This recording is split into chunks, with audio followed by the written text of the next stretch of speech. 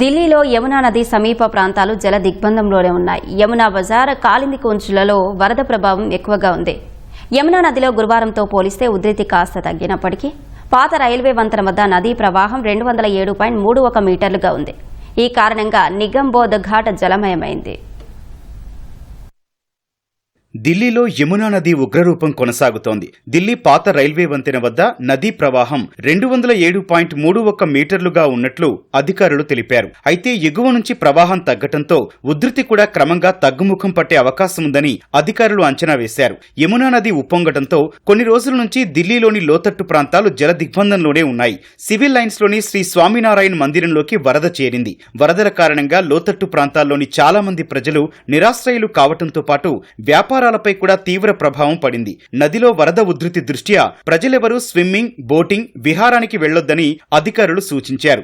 నిగంబోధ్ ఘాట్, వాసుదేవ్ ఘాట్ సమీపంలో వరద నీటిని బయటకు పంపడానికి యంత్రాలను ఏర్పాటు చేశారు. ఈశాన్య ఢిల్లీలోని గర్హీమెంధు గ్రామంలో వరదల్లో గల్లంతైన ఒక వ్యక్తి మృతదేహాన్ని స్వాధీనం చేసుకున్నట్లు పోలీసులు తెలిపారు.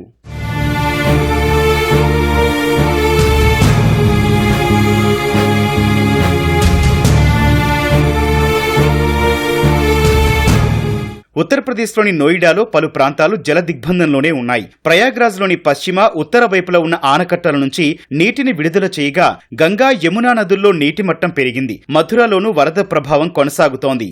పంజాబ్లో భారీ వర్షాల కారణంగా సట్లెజ్ నది పొంగి ప్రవహిస్తుండగా ఫాజిల్కా జిల్లాలో లోతట్టు ప్రాంతాలు నీట మునిగాయి. వరద ప్రభావిత ప్రాంతాల్లోని ప్రజలకు ఎన్డీఆర్ఎఫ్ బృందాలు పడవల్లో సహాయక సామాగ్రిని అందిస్తున్నాయి. ఫిరోజ్పూర్లో భారత్ పాకిస్తాన్ సరిహద్దు కంచె కొన్ని కిలోమీటర్ల మేర వరద నీటిలో మునిగింది. పాకిస్తాన్ వైపు నుంచి వస్తున్న వరద వల్ల సరిహద్దు కంచె వరదలో చిక్కుకుందని అధికారులు తెలిపారు.